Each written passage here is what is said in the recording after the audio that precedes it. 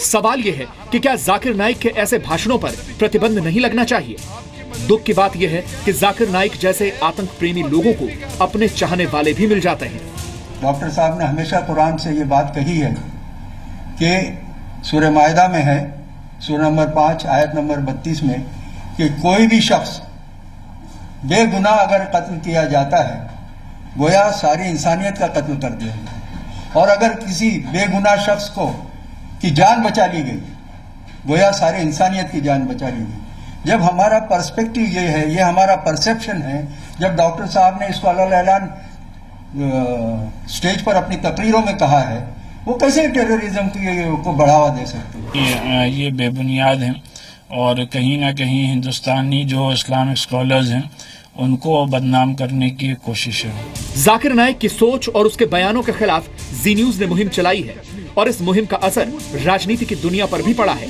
आज बीजेपी ने जाकिर नाइक को अपनी तकरीरों में सुधार करने की सलाह दी है, जबकि कांग्रेस सरकार से कार्रवाई की मांग कर रही है। किसी को भी ऐसी तकरीर करने का हक नहीं है जो आतंक की तरफ किसी को बढ़ा दे। ये बांग्लादेश में जो आतंकी मारे गए वो इन्फ्लुएंस थे एक तकरीर से, ये जानकर बहुत दुख हुआ है और ऐसी तकरीर करने वालों को अपनी तकरीर में सुधार करना चाहिए। तो मैं कह रहा हूँ कि देशवासियों को हम लोग भरोसा देना चाहते हैं कि भारत सरकार बहुत गंभीरता से इस सब मामले को देख रहे हैं और कुछ कार्रवाई हम लोग करते हैं। वो सार्वजनिक रूप से इसको बताने का कोई आवश्यकता नहीं है, लेकिन गंभीरता से काम करना ये ज़्यादा ज़रूरी है। इसलिए उचित कार्रवाई उचित समय में उठाया जाता है और ये आगे भी ऐसे किया जाएगा। सरकार को पूरी जांच करके जल्द से जल्द जाकिर नाइक के जहरीले भाषणों पर प्रतिबंध लगाना चाहिए और ये संदेश देना चाहिए कि किसी को भी सीधे या परोक्ष रूप से आतंक फैलाने का डिस्काउंट नहीं मिल सकता। मनीष शुक्ला के साथ ब्यूरो रिपोर्ट, जी मीडिया, दिल्ली। इस बीच हमारे पास जाकिर नाइक की सफाई भी आई है जो हम आपको पढ़कर बताते हैं। जाकिर नाइक का कहना है कि फेसबुक पर उसके 1,40,00,000 फॉलोअर्स हैं। इनमें से ज्यादातर फॉलोअर्स बांग्लादेश से हैं। 90% बांग्लादेशी उसे जानते हैं, जिनमें वरिष्ठ राजनेता, समाज सेवी, आम आदमी और बाकी लोग हैं। इनमें से 50% लोग उसके फैंस हैं। ऐसे में हमला करने वाले उसे जानते थे। इस पर क्या कोई हैरानी की बात है? क्या किसी को हैरान होना चाहिए? इस सफाई के अलावा जाकिर नाइक 12 जुलाई को एक प्रेस कॉन्फ्रेंस करके अपना पक्ष भी देश के सामने रखेगा। अब जाकिर नाइक पर प्रतिबंध कब लगेगा, ये भारत सरकार को तय करना होगा और जल्द से जल्द इस मुद्दे पर कोई फैसला लेना ही होगा। आपने अक्सर ये देखा होगा कि भारत में हर पार्टी के नेता विवादित बयान अक्सर देते रहते हैं और ऐसे बयानों को लेकर खूब हंगामा भी होता है और राजनीति भी की जाती है। लेकिन आश्चर्य की बात यह है कि जाकिर नाइक वर्षों से विवादित और आतंक के जहर से भरे हुए इस तरह के बयान देता चला जा रहा है, लेकिन उसे किसी ने अब तक रोका नहीं, उसे किसी ने कुछ नहीं कहा। उसके किसी बयान के खिलाफ कोई भी सड़कों पर उतरा नहीं और किसी ने हाय तौबा नहीं मचाई, जैसे ही हाय तौबा हम अपने नेताओं या कुछ और सेलिब्रिटीज के खिलाफ मचाते हैं। वैसे यहां पर हमारे पास आपके लिए एक एक्स्ट्रा विचार भी है और इस एक्स्ट्रा विचार को आज आप ध्यान से सुनिएगा। ये एक नया विचार है और मैं चाहूंगा कि पूरा देश आज इस पर गौर करे। डीएनए में हम ये सवाल लगातार उठाते रहे हैं कि आतंकवाद का कोई धर्म नहीं होता और आप भी अक्सर ये बात सुनते आए होंगे वर्षों से कि आतंकवाद का कोई धर्म नहीं होता।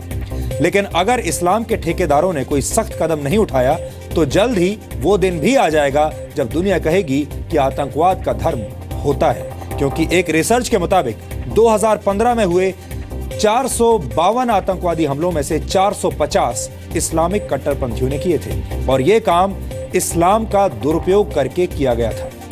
हम ये बात जोर देकर कहना चाहते हैं कि आतंकवाद का कोई धर्म नहीं होता और ना ही होना चाहिए। इसलिए आज हम पूरे देश के सामने, आप सबके सामने और सरकार के सामने एक सुझाव रखना चाहते हैं ताकि भटके हुए युवाओं को आतंकवादी बनने से रोका जा सके।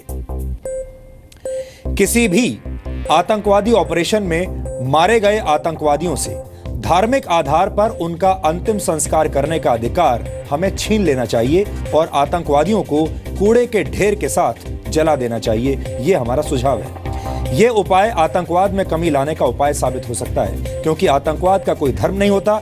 इसलिए इस बात से कोई फर्क नहीं पड़ता कि मारे गए आतंकी को जलाया गया या फिर दफनाया गया या फिर उसका अंतिम संस्कार किस विधि से किया गया। आपने देखा होगा कि आतंकवादियों के शव को कोई भी देश वापस नहीं लेता। भारत में हमला करने वाले पाकिस्तानी आतंकवादियों के शव कभी भी पाकिस्तान ने वापस नहीं लिए, इसलिए उन्हें अपनी जमीन में दफनाने का कोई औचित्य नजर नहीं आता। इससे इस्लाम का गलत इस्तेमाल करने वाले आतंकवादियों को यह संदेश भी मिलेगा कि मरने पर जन्नत मिलेगी या नहीं इसकी तो कोई गारंटी नहीं, लेकिन 2 गज जमीन भी नसीब नहीं होगी इसकी पूरी गारंटी है। सवाल यह है कि नापाक इरादे रखने वाले आतंकियों के लिए हम अपने देश की जमीन का इस्तेमाल क्यों करें।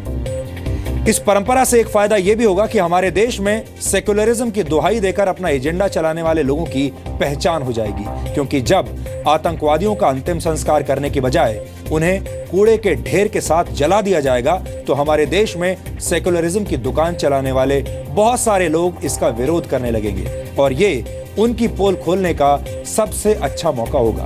पूरा देश ऐसे लोगों के असली चेहरे को पहचान लेगा। तो ये हमारा आज का सुझाव है।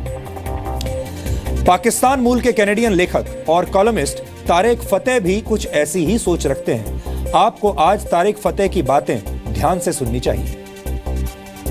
ये लोग आतंकवादी हैं जो अपने आप को कहते हैं वो मुसलमान नहीं थे, इनको दफनाया ना जाए, इनको दफनाया ना जाए, इनको आग में जलाया जाए। देखिए कहाँ जाते हैं ये सारे मुजाहिद। जो पकड़ा जाए, जो पाकिस्तान के बॉर्डर से आए, जो मदीना में पकड़ा गया है उसको दफनाया ना जाए, उसको आग में जलाया जाए, फिर पता चलेगा कि कौन आता है। माइका लाल, तुर्कों ने क्या किया था वहाबियों के साथ, उनको दफनाने से इनकार किया और उनकी डेड बॉडीज को कुत्तों के हवाले किया, तब जाके वहाबी पीछे हटे थे। मैं 1810 की बात कर रहा हूँ, 1825 की बात कर रहा हूँ। उनको म्यूजिक सुनाया गया था एज टॉर्चर। ऐसा लगता है कि हिंदुस्तान के ये जो प्रोफेसर लोग हैं ना इन्होंने हिस्ट्री पढ़ी है और ना ये जानना चाहते हैं। हम चाहते हैं कि हमारे इस एक्स्ट्रा विचार पर इस देश में बहस हो, क्योंकि यह आतंकवाद के खात्मे की दिशा में एक बड़ा कदम साबित हो सकता है और इससे एक कड़ा संदेश भी उन आतंकवादियों तक जाएगा जो कि खुलेआम कत्लेआम करते हैं।